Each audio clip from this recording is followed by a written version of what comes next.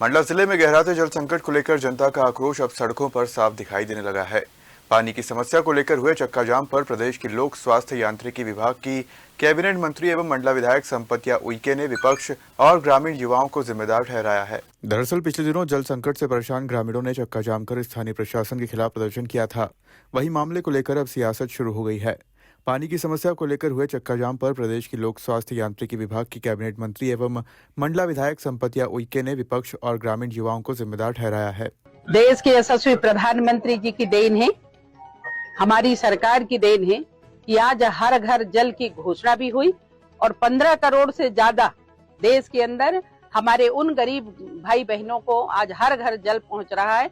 मैं मंडला की बात कहूं तो मंडला जिले में भी बड़ी मात्रा में हमारे 1245 गांव हैं, उन गांव में अधिकांश गांव में जहां जहां हम लोगों को सिंगल विलेज स्कीम लागू करनी थी, उन सभी गांव में हम लोगों ने पानी देने का काम कर रहे हैं।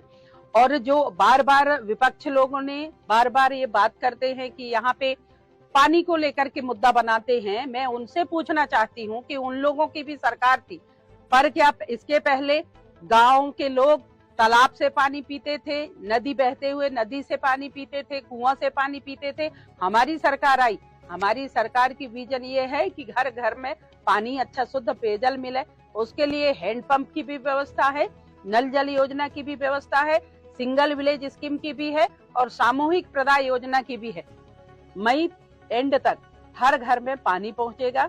बमनी नगर पालिका में हम लोगों ने वहां पे बमनी के आसपास पानी नहीं है, जिसके कारण से बमनी के जो ढारू टोला है वहां से हम लोगों ने मुगदरा के लोगों को पानी पहुंचाने का काम कर रहे हैं। इसके अलावा एक जगह हम लोगों ने पानी का स्रोत देखा, वो हमारा है भोंगाद्वार। भोंगाद्वार के सरपंच, उप सरपंच सब लोगों ने समझाइश दिया, पर कुछ ऐसे विपक्षी लोग हैं जो गांव के विकास को रोकने का काम कर रहे हैं। ऐसे भाई लोगों ने वहां पे हमारी मशीन गई, उसको उन्होंने निकाल दिया। भोंगाद्वार वालों का कहना है कि हम सिमरिया को पानी नहीं देंगे। ऐसे अनेक जगह ये स्थिति आती है, पंचायत एक ही है पर गांव के लोगों में ही आपस में इस तरीका से भेदभाव हो रहा है। जैसे कि मतपुरी की बात आई, अनाप शनाप कुछ भी सोशल मीडिया में डालना, ये कहाँ की बात है। मैं सभी से आह्वान करना चाहती हूँ, सभी युवाओं से आह्वान करना चाहती हूँ कि विकास कार्य में बाधा ना बने। यदि आप लोगों को ऐसा लगता है कि हमसे ज्यादा ज्ञानी है तो वो हमें मार्गदर्शन दें, उनके आधार पे जनता के हित में हम लोग काम करेंगे। कैबिनेट मंत्री संपतिया उइके के इस बयान पर अब सियासत भी तेज हो गई है।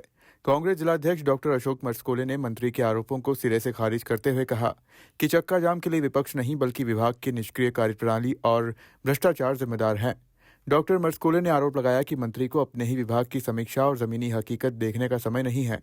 उनका ध्यान पीएचई विभाग से ज्यादा अन्य कार्यों और विभागों में रहता है।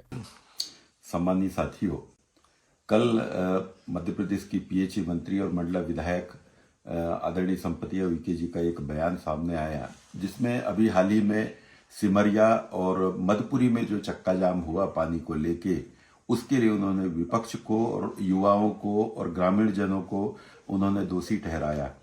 सच्चाई ये है कि विभाग की असफलता का जो ठीकरा है, विभाग की जो भ्रष्टाचार है उसका ठीकरा है, ये विपक्ष पे या फिर जनता पे नहीं फोड़ना चाहिए। आज कोई अगर रोड पे बैठ रहा है, मटमेले पानी पीने के लिए मजबूर हो रहा है, 10-10 दिन तक अगर किसी को पानी नहीं मिल पा रहा है, तो ये विभाग की सीधे तौर पे असफलता है। आज मैं एक बात और कहना चाहूंगा, मैडम संपतिया जी बहुत बड़ी बड़ी बातें तो करती है, लेकिन जब चक्का जाम हुआ तो उस समय ग्रामीणों का सामना करने की हिम्मत नहीं हुई। नैनपुर जा रही थी तो सिमरिया होके हुए जा सकती थी, लेकिन उन्होंने अपना रूट चेंज करके वो नैनपुर चली गई।